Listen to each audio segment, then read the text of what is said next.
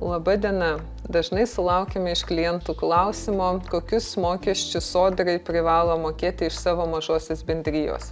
Tai šiame video trumpai aptarsime, kokie tie mokesčiai yra. Tai vienas iš jų yra PSD, privalomas sveikatos draudimo mokestis, kuris mokamas už kiekvieną mažosios bendrijos narį, kiekvieną mėnesį iki paskutinės mėnesio dienos, tam, kad asmuo būtų draustas ir galėtų gauti nemokamas sveikatos paslaugas. Išimtis, kada šio mokesčio nereikia mokėti, tai jeigu asmuo dirba kitoje įmonėje pagal darbo sutartį, jeigu yra draustas valstybės lėšomis, keli pavyzdžiai, kada yra asmuo draustas valstybės lėšomis, tai yra pavyzdžiui gauna senatvės pensiją, mokosi arba studijuoja nuolatinėje studijų programoje, augina nepilnamečius vaikus ir kiti atvejai. Tai tokiais atvejais už asmenį mažoji bendrija nemoka PSD įmokos. Antras mokestis yra VSD, valstybinio socialinio draudimo įmoka. Ši įmoka mokama, kai mažosios bendrijos narys iš įmonės išsiema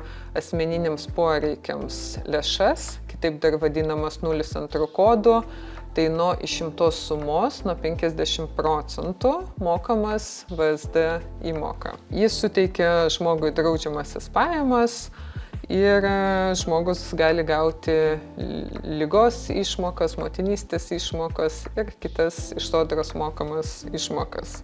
Kas svarbu dar paminėti, kad jeigu asmuo turi individualios veiklos pažymą ir turi mažąją bendriją, dažnai galvojama, kad PSD reikia mokėti tik vieną kartą. Tai taip nėra, PSD reikia mokėti ir iš mažosios bendrijos kas mėnesį, o iš individualios veiklos tada mokama nuo uždirbtų pajamų jau. Tai sekite mūsų video ir sėkmės darbuose.